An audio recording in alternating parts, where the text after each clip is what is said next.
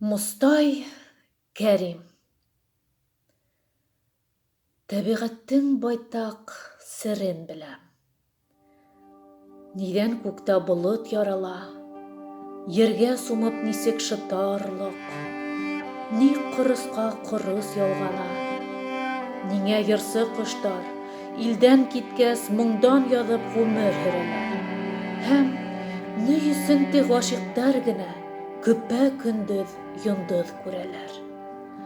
Шул арҡала мин тәбиғәт менән бергә илап, бергә көлөшәм. Бөтә белгән һөнәр серҙәремде мин кешеләр менән бүлешәм. Йәнә бер сер беләм. Бик оло сер. Кешелектең ниҙә хикмәте, һис ҡасан да ниңә ҡоромаясаҡ әҙәм тоҡомоноң шишмәһе.